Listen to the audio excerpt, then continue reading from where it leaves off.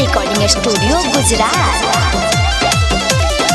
होली में आइल बारू रह संभल के, नहीं जरूरत रह जाई कमल के। होली में आइल बारू रह संभल के, नहीं जरूरत रह जाई कमल के। घर के छत छपरा के चोली, होली में भौजी रंग लगवा बतिया। बेनी छपरा के चोली, होली में भौजी रंग लगवा बतिया।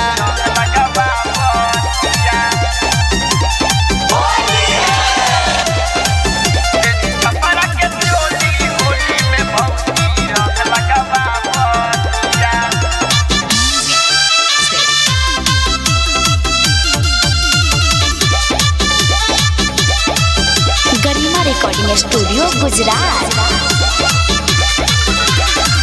जब से आइल भौजी हमारा गाँवे, रोहिया चलत बाजे पायल पावे।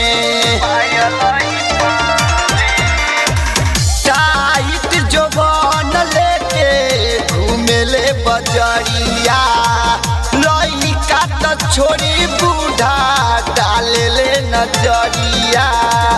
गौआ में आके सबके मन बहला बतिया, गौआ में आके सबके मन बहला बतिया। बेनी छपरा के चोली, होली में भौजी रंग लगवा बतिया। बेनी छपरा के चोली, होली में भौजी रंग लगवा बतिया।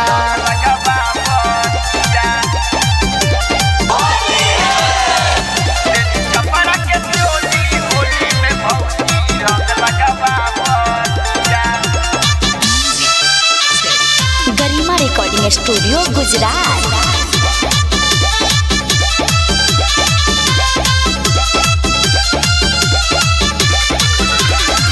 फगुआ में भौजी के बाटे बहार, भोला बवाली कुंदन करेला प्यार। होली में चोली भौजी पेनली टाइट, लागे कटा दी होली में लाइट। राइटर राम राजा के बहुते भावतिया, राइटर राम राजा के बहुते भावतिया। बेनी छपरा के चोली, होली में भौजी रंग लगवा बतिया। बेनी छपरा के चोली, होली में भौजी रंग लगवा बतिया। गरिमा रिकॉर्डिंग स्टूडियो।